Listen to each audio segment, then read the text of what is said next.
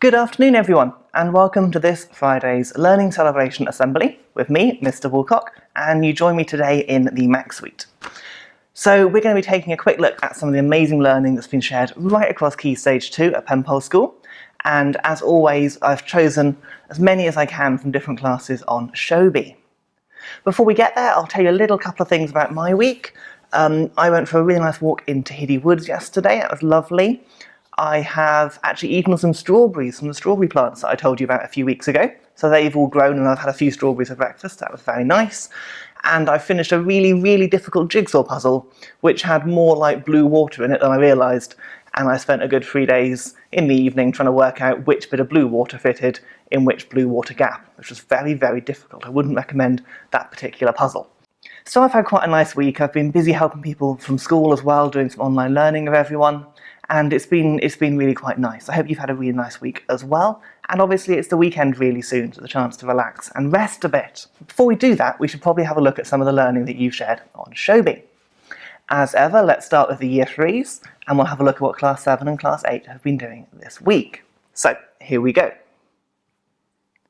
First up, we've got Alfie, and Alfie has been doing a pictogram by looking at the different sweets that he perhaps likes, or people in his class like, and how many people chose them as their favourite sweets. He's then represented that data using a little icon of a sweet, which is a really good way of showing data in a visual way. Alfie, that's a really neat pictogram you've drawn there, so thank you for doing that, and great work. Piran has also been looking at pictograms, but he's looked at breakfast cereals. So here you can see you've got like a choco hoop as the key, and each choco hoop is equal to 2 people. He's done a really nice, neat table as well, and you can see instantly that perhaps porridge is the most popular breakfast cereal, followed by Weetabix and cornflakes. Really interesting work there, Piran, and thank you for sharing. Now, in Year 3, they've been doing DT week, all week this week, and there's been a big set of challenges that have been set, and the children can pick and choose DT activities from those challenges.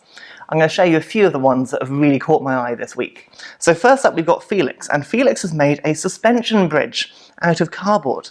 And you can see you've got the little characters walking over the bridge there, and the river underneath. Really creative, really ingenious use of the string there to hold it up as well. Really like that, Felix, thank you for sharing. Evie has taken upon the challenge of building the biggest tower that she can out of Lego bricks.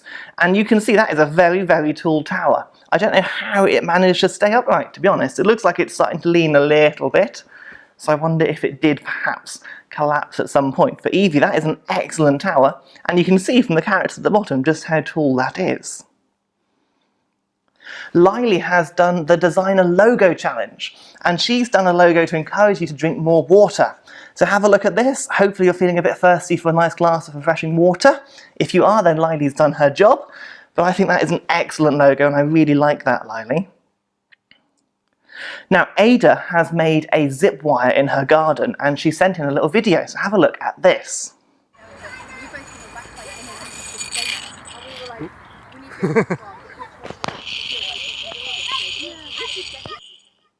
How brilliant is that? So she's made a zip wire out of some rope and some hooks and strung it between 2 trees in her garden. I've seen a few zip wires sent in as well, and that's a really great activity, and I'm really impressed with that. Well done, Ada. Lola has made a bridge, but she's done it in a slightly different way. So rather than using cardboard tubes, she's recycled some old plastic and paper straws. And you can see in the middle how she's taped all the straws together to make a walkway, and then she's used what I think might be shoelaces to hold the bridge and the end supports upright. Lola, that is really clever, and I love that. Well done. Jenna has made some wooden boats. So she's got some wood, she's cut it up, she's fixed it together, and then she's painted them. And these look absolutely lovely. These could be toys for a small child or something. Jenna, you've done a really good job there. They look really professional. Well done. And Miles has made a bridge, but this time out of Connects. So you can see he's put the green support in there to hold the middle of the bridge up. I suspect without that it would probably start collapsing. And then he's used some card along the top to make the walkway for the characters. It's kind of spanning the gap between the chair and the table, which is quite a big gap there actually. So Miles, that's an excellent bridge and some great construction work. And lastly, we've got a slight change in the DT challenge, but this is a lovely outdoor activity, and this is from Oliver. Oliver has been applying to earn his sports badge for Blue Peter. And to do that, he's had to show what he's been doing as a new sport. So there's some pictures of him here going cycling, and he's talked a bit about how much he's enjoying doing that. Okay? So it's good for our health and strengthens your heart and your other organs. It makes us more stronger and avoids us gaining weight. It improves your mood and you get more energy, which gives you a longer life. So that's why being active is appealing to Oliver, and that looks like a lovely picture of you cycling there along King George's Walk. Moving on now to Year 4 and Class 9 and 10. First up we've got Ben, and one of the activities the Year 4s have been doing this week is writing a postcard from somewhere they'd like to go on holiday. So Ben's chosen Ibiza with that lovely golden sand beach, and he's written a postcard to Miss Moyes. It reads, "Dear Miss Moyes, I'm here in sunny Ibiza, and it is very hot. It is really dry. There are lots of cactus plants and palm trees around, and yesterday I saw a lizard. See you soon, from Ben." Lovely postcard writing there, Ben, and a lovely postcard design as well. Dylan has done one from the Philippines. On the front of the postcard you've got the Philippines flag, and on the back we've got a letter to his mum and dad. "Dear Mum and Dad, it took me 23 hours to get from London to Masset. The climate is tropical. It's 29 degrees. There's lots of lightning storms. The landscape is incredible. It's really flat, but you can see mountains in the background. There are bananas and coconuts and trees all around the place. There's a zoo with different species of animals. Love from Dylan. P.S. There's lots of big spiders." Interesting, that might put me off going to the Philippines a little bit, but that's a really great postcard, Dylan. Thank you for sharing. Now Ruby has done one here. See if you can look at that picture first of all and see if you can work out whereabouts in the world that picture is from. There's a clue with a little animal bouncing in the corner there. So it says, "Had a great time trekking through the outback. The weather is very hot and dry, and I feel like I'm melting. Some rain would be nice, but that almost never happens. The landscape is mainly flat with some rolling hills. The soil is orange coloured, which has ruined my nice white socks. Oh no, I've got caught in a monsoon. I had to try and keep dry under some malga and mallee trees, while the kangaroos and dingoes got soaking. Gotta go, bye." So if you haven't worked out yet, that's Ayers Rock in Australia, and I think the animal bouncing in is a kangaroo in the corner. So that's lovely, Ruby. Really good postcard, that. Thank you.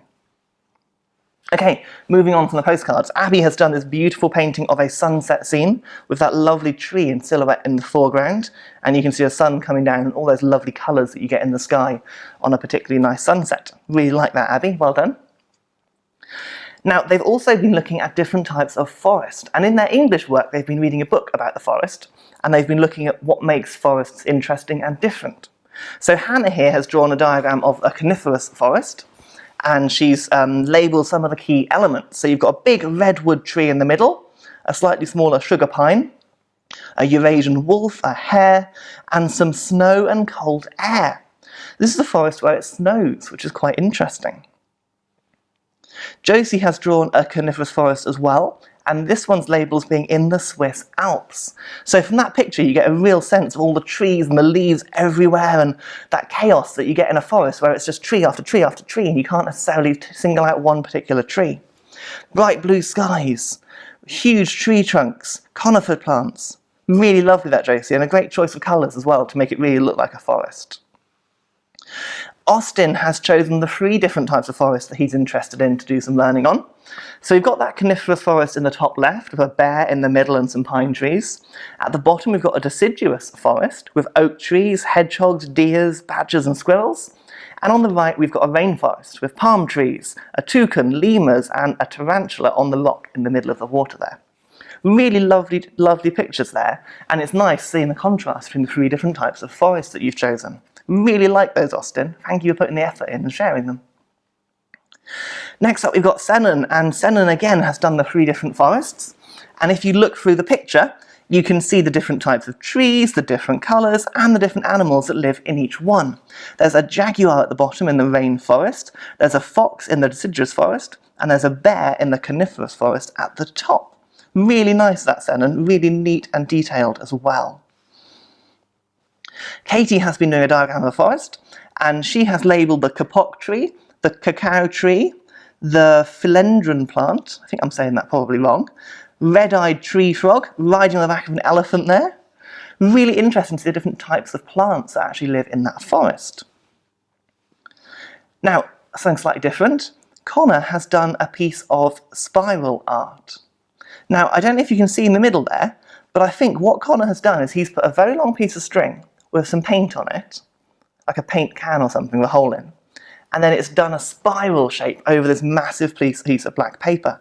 Connor, that is absolutely stunning. I really, really like that, and I wonder if you've done any more pictures. If you have, definitely send them to me on Showbie. I'd love to see. But what a cool idea, and what an amazing piece of art that's made. Here we go, we're looking at the Year 5 learning this week. So first up we've got Oliver, and Oliver has been taking part, as many of the Year 5s have, in the 30 Days of Wild challenge. And the idea is that every day they need to document something that happens which makes them feel closely connected to nature. It could be something nice, it could be something perhaps not quite so nice. On the first picture here, Oliver has been stung by a stinging nettle, but he's found a dock leaf to put on his leg to make it a bit better. In the second one, he's been looking at some different plants and flowers, and we've found this self-seeding plant that he's then gone and photographed and documented. And on the last one, a really lovely act to do, he's rescued a bumblebee that he's found out in the garden somewhere by putting a little spoon with some honey, with some sugar water in it, for that bumblebee to go and get some energy so he can fly away and go and be happy. I really like that, Oliver, and I really like that you've taken part in this challenge, because it really is a great way of being outdoors and experiencing all the lovely things that Cornwall has to offer. Next up we've got Reese, and the Year 5s have been reading a book called Breakout from Spectrum Hall, and this is to design a storyboard for a particular scene. So you can see here, Reese has done 6 different pictures and labelled each one, and this is his planning for writing his paragraph. So we're trying to think of a way to break out of Spectrum Hall, and he finds a vent that he's able to squeeze through. And Reese's story then explores him squeezing through the air vent until he becomes free at the other side. I'll put it on the Penpol Times so you can read it properly, but this is really, really cool. I like it a lot. Harry has also been doing a storyboard. Harry's is a slightly different experience. His one starts with him being on the roof because he's just come out of the air vent. And then he's got to try and come down from the roof and then escape to where safety is after that. I really like that, Harry. Very imaginative as well. Now, in some maths learning this week, they've been looking at angles and protractors. So Devon here has done some really great learning, measuring all the different angles on the page and working out how to use a protractor. Thomas has also been doing the maths, and you can see here he's got a really good organised folder full of all the printouts he's done. And that's a great way of keeping it all safe and coming back to it in the future, Thomas.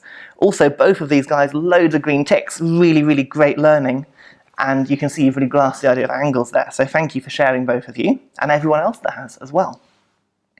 Okay, let's have a couple of little short paragraphs now from stories. The first one is Patrick. I'll read you the first paragraph, and I'll put the rest in the Penpol Times. So it's called The Last Wild. I was lying in my bed one night, waiting until I could hear the footsteps of the fat warden. I heard him going into each child's room. He did this every night just after midnight. I had planned this escape for many weeks, and tonight was the night. I waited behind the iron door until he came in. That is a great introductory paragraph, Patrick. That really grips you and makes you want to read on. I bet if you're watching this at home now, you want to know what happens next. Well, you'll have to go on the Penpol Times and find out, because we have to move on, but Patrick, that's amazing. William has got a short story here. Again, I'll read the first paragraph, and if you like it, you can go and read the rest online. They had let us out for break as a treat for not trying to escape for 3 weeks. I was just chilling around the fence when I spotted a big hole in it. Right now was when the guards were doing their rotation, so I crawled under the fence and ran to the wall. I was just in time as well, because a guard walked right in front of it, but luckily he didn't spot the hole and didn't set off the alarm. Interesting. I wonder what happens next in William's story. He's just made an escape, but the guards are getting close. Okay, last week I shared some Year 5 learning where they were writing letters to humans from the point of view of endangered animals. Jasmine's done one here from the point of view of a hawksbill turtle. So again, I'll read you just the first part and you can go and explore the rest. Dear humans, I am Mrs. Hawksbill Turtle. I live in the tropical waters of the Atlantic. I like to eat sponges using my narrow pointed beak to extract them from the crevices on the reef. And I also like anemones and jellyfish. Yummy! My features are flippers and two claws. Hatchlings are mostly brown with pale blotches. Humans named me for my pointed beak. My species is endangered. Please help me. Interesting. I wonder how she justifies how endangered she is. And I know it's a very, very, very, very convincing letter, this. So it's really lovely, Jasmine. Thank you for sharing. Dominic has been looking at this story, The Last Wild, and he has been on the other side of the page here, drawing what Spectrum Hall looks like, and then perhaps putting down onto paper what's in his imagination as he reads the book. So a great thing about books, obviously, is as you read it, we all have different things in our imagination, and we can see here, this is what Spectrum Hall, the boarding school, looks like to Dominic. Really lovely picture there as well. Let's have a look at Year 6 now, before we have a quick look at our challenge winners from last week. First up, we have got Harry. Now, they've been reading a book at the moment called Kensuke's Kingdom. And they're getting to the end of that book now, and we're looking at the endings that may happen. They haven't finished it yet, but they are predicting different endings. There's one ending where they escape from the island, one where they stay, and a twist to surprise the reader. So I'll let you have a look at these in the Penpol Times, but I'll give you the idea for Harry's ending if they stayed on the island. Michael begins to accept the island is now his home, and being found isn't likely to happen. He and Kensuke become better friends, and work together making a new home for him and Stella, spearing fish and climbing trees for fruit. This is now the only life Michael really knows. Okay, I wonder what the other two endings are like, and I wonder which ending Harry will happen in the book itself. Now, we've got some amazing 3D top trump cards here from William. The idea of this is the children were challenged to make some 3D shapes and then make top trumps to explain how many vertices, how many faces, and all the other measurements of these shapes. So we've got a cone, we've got a pyramid, and we've got a cube, and we've got some top trumps cards here of different point scores for each one. Really like that, William, and you can see you've put a lot of time into making those look really, really good as well. Oh, hello, another possible endings. Now, I thought that was coming just now. Obviously, it's a one slide late, but here are some more possible endings to that story from Jake this time. I'm going to read you the one where he escapes from the island on Jake's plan. One night when Kensuke was asleep, I slipped out of my cave. I'd been kicked out of his cave by now, and crept down to the water's edge. I wrote a note saying goodbye, and then pushed the raft I had made into the water and climbed on. I had the food, water, and I had food, water, and sheets. I had taken and paddled off into the night. That sounds like he's escaping from the island on his raft. Interesting that, Jake. And again, I wonder what the ending's actually going to be like. Okay, part of that book is looking at Charles Darwin. And Charles Darwin's very famous for discovering lots of species and documenting them by sketching them in a really famous sketchbooks. So the children in Year 6 have been doing their own sketches of their own discoveries. So Eva here has done this amazing diagram of a jellyfish. Just look at the shading and the colour on the tentacles. It really looks like it's 3D. Eva, that's a great effort, well done. Izzy has been documenting a fish and a gorilla that she has found. I guess not found, but actually found a picture of them. Unless you have got a fish and a gorilla at home, I don't know. But she's done this really lovely detailed drawing, and the expression in that picture on the right is really beautiful, isn't it? It really captures that animal. Lola has done 5 smaller sketches, a tortoise, a jellyfish, a cow, an elephant, and a flamingo. A real mix of animals there. But again, I really love the shading and the texture, and the way you've managed to capture all 5 of those animals really uniquely. Jessica has done 4 sketches here, and I particularly liked Jessica's turtle. A really, really lovely shape, and that looks exactly like a turtle. That's such an accurate diagram. Really, really impressed Jessica. Solomon has done some lovely pictures of some shading and some blending. We've got some birds, got a snake, got all sorts of animals there. And again, it's in a sketchbook, just like Darwin's sketches would have been. Moving on, Tilly has made a poster for reminding us to help save our planet and stop global warming. So we talk here Moving on, Tilly has made a poster here about saving our world by not polluting plastic into the oceans.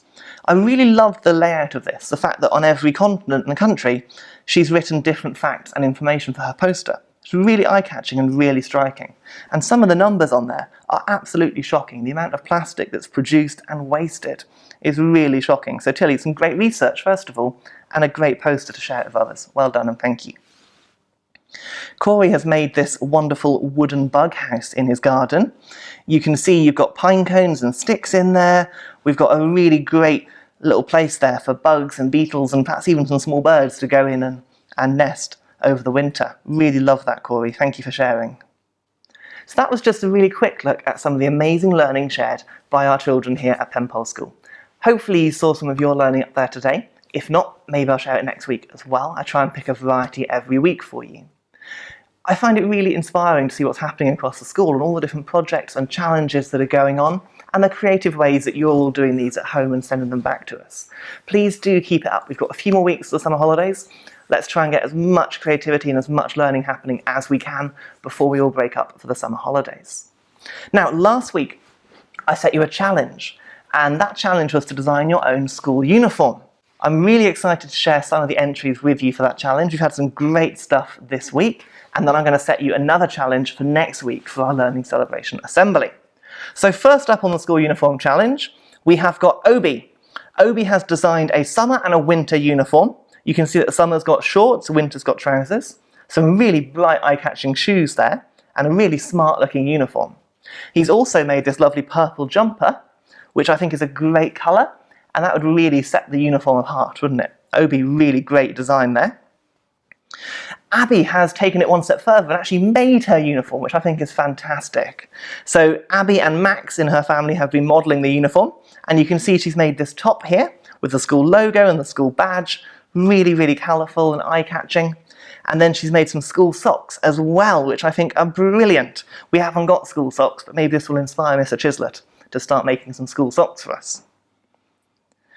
Agnes has designed this school uniform with lots of accessories that go with it as well. So you've got this lovely top with a stripy pattern on it, you've got some smart black shoes, a very posh bag, you've got some shorts, and this nice dark blue hoodie for when it gets a bit colder. Really smart uniform there, Agnes. I like it a lot. Corey has designed a really eye-catching uniform. So you've got a really bright and bold rainbow t-shirt, and then silver trousers with blue and silver shoes. Really eye-catching. You perhaps wouldn't need to wear a high-vis when you go on a trip if you're wearing this uniform, because I think you'd really be easy to spot which school you'd come from. I really like that, Corey. Hazel's designed a uniform here, and the trick with Hazel's uniform is that the jumper folds up and fits inside her bag. I did ask if there's room for all of her school books and pencil cases as well, so I'm hoping there's room in that bag for all sorts of things. But again, a really colourful and bright school uniform design there. Dylan has done a really excellent design that I'm excited to share with you. We've got this nice red school uniform, so a nice bold colour with a hood on it. And we've got in the middle a special microchip in the t-shirt so that the gate can open. And Dylan's explained he thinks it would be quite handy because it lets you into the school and opens every door in the whole school instead of having to carry a key ring to each door. So rather than having to put in a code for the gate or wait for someone to buzz you in or whatever, it's built into the school uniform. So if you're a child that goes to that school, you can just come straight in. Really like that, Dylan, and that perhaps is something in the future schools might even do. And we've got Oliver. Oliver has done a fantastic uniform here. And one thing that I really spotted that I thought was interesting are some snack particles. And I sent Oliver a message earlier in the week and said, what are the snack particles? What are they there for? And he said, on my uniform I have hover laces, which you take off and spin above your head, and lots of snack pockets, lasers, and a hypnotizer. Also the fake crumbs. So they are so if the teacher tries to tell you off by telling you to brush them off your uniform, they won't actually come off because they're glued on. So you can say you haven't actually been eating in class, even if perhaps you have, and then you won't get detention or get told off. So it's a bit of a trick on the teacher, really. So if you normally eat some food and get crumbs all over you, and the teacher tells you off for eating in class, this time it's fake crumbs, so the teacher can't tell you off. So I think that's really clever, Oliver, and very funny. I like that a lot. And that brings us to the end of our school uniform challenge. I hope you've enjoyed looking at those results, and thank you again for suggesting that challenge a couple of weeks ago. So I'm going to set you another challenge for this next week, and it's a really fun one this week. Brody sent in an amazing idea 2 weeks ago for a challenge that I could set to everyone. And Brody's idea was to design a mythical animal or beast by combining parts of other animals into one animal. So your challenge is to do exactly that. I want a mythical animal or beast. I want as many animal parts as you can, and I want them labelled so I can see what it is. Bonus points if you put really unusual combinations together, like a giraffe and an ant or something. And perhaps you can give your mythical animal a name as well. I can't wait to share them with you next week on our Learning Celebration Assembly. So do get them in on Showbie, on the class code up there. And if you can get them in by next Thursday lunchtime, that would be amazing. Then we can share them all next week. Well, that's it from me, boys and girls. I hope you enjoyed the Learning Celebration Assembly, and I hope you had a really, really nice week. For now, it's the weekend. Let's hope we get some sunshine, and I will see you all, same time, same place, next week. See you later.